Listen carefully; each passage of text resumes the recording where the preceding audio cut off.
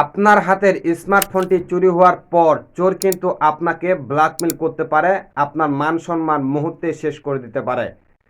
আপনার যে ফোনটি হারিয়ে গেছে সেই ফোনের মধ্যে যদি ব্যক্তিগত কোনো ছবি, ভিডিও বা গুরুত্বপূর্ণ কোনো কিছু থাকে আর সেগুলো যদি চোর পেয়ে যায়, এগুলো নিয়ে কিন্তু আপনাকে পরবর্তী সময়ে ব্ল্যাকমেল করতে পারে। তাই এগুলো আপনি কিভাবে আপনার স্মার্টফোনটি হারিয়ে যাওয়ার পর আপনি খুব দ্রুত ডিলিট করতে পারেন সেটাই দেখাবো এই ভিডিওতে। ভিডিওটি খুবই গুরুত্বপূর্ণ, তাই শেয়ার করে দেবেন। আমরা চলে যাচ্ছি মোবাইল স্ক্রিনে।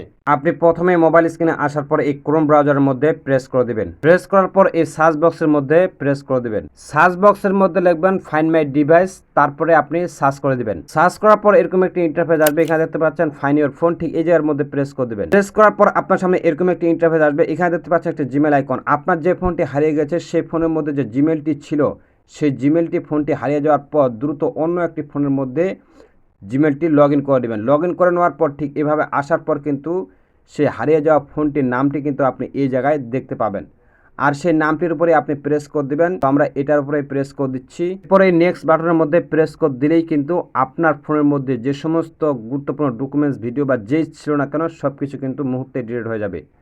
তো এভাবে কিন্তু আপনি ডিলিট করতে পারেন।